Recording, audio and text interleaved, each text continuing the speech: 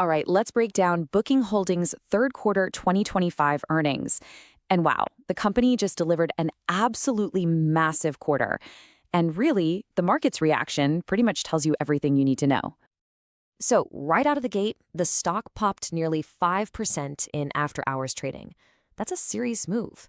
So, what exactly did investors see that they liked so much? Let's get into the numbers. Well, the headline beat was just huge. Adjusted earnings per share clocked in at $99.50. Now, that's a solid 19% jump from last year. But, and this is the important part, it absolutely crushed what Wall Street was expecting. We're talking by about $3 to $4 per share. And it wasn't just about the earnings. Nope. The top line was just as strong. Revenue hit $9.01 billion. That's up 13%. And it beat expectations by a cool $300 million. So, this is what you call a clean beat on both the top and bottom lines. Just fantastic. And really, what this slide shows is just how strong the business was across the board. It's not just one thing carrying the weight. You've got gross bookings at 14%, so more money is flowing through the platform. Room nights grew 8%, so more people are actually traveling.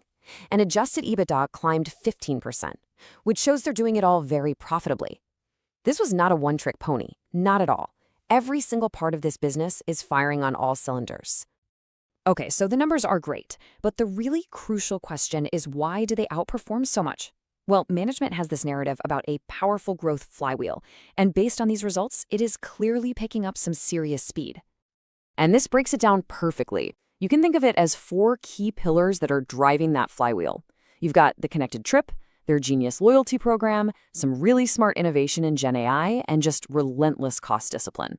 And the main takeaway here, these aren't 4 separate things. They're all designed to work together, to compound on each other, and create this amazing cycle of growth. So first up, the connected trip. This is where Booking bundles things together, like flights with attractions and car rentals. Well, transactions for these kinds of trips grew in the mid-20s year over year.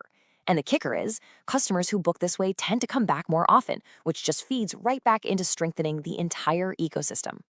Next is the Genius Loyalty Program, and this is a huge differentiator for them. I mean, think about this for a second. Their most loyal customers, the people in the top tiers of the program, now make up over half of all room nights booked. These are your best customers, right? They book more, they cancel less, and they come directly to Booking. That's not just a feature, that is a powerful competitive moat.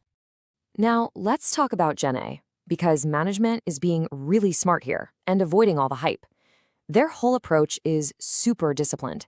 They're focused on practical things, like AI-powered chatbots, and using natural language for searches that actually make the customer's experience better. And they're not going it alone. They're partnering with the biggest names in the game.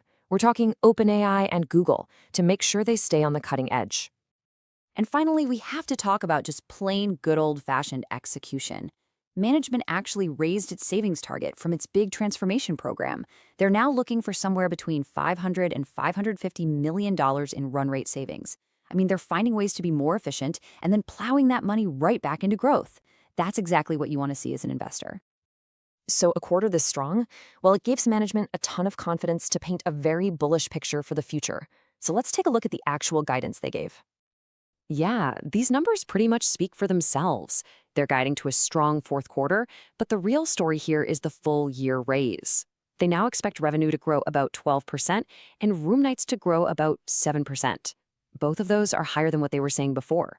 It's a crystal clear signal that the momentum is continuing. And they are giving a ton of that cash right back to shareholders. They bought back $700 million worth of stock in Q3 alone, and they still have a massive, and I mean massive, $23.9 billion left on their authorization. That just screams confidence in the long-term value of the business. But of course, no investment story is completely risk-free, and the analyst on the earnings call really zeroed in on the biggest question mark that's hanging over the entire travel industry right now. And that big question is all about disintermediation. It's basically the fear that some new player could come in and just cut them out of the middle. Could a new generative AI platform, maybe from OpenAI's App Store, just bypass booking entirely and connect travelers directly with hotels? It's a valid concern. So how did CEO Glenn Fogel respond? Well, he was really confident. He basically argued that the travel business is, in his words, incredibly complex. It's not just about finding a hotel. It's about the whole process: fulfillment, payments, building trust, customer service.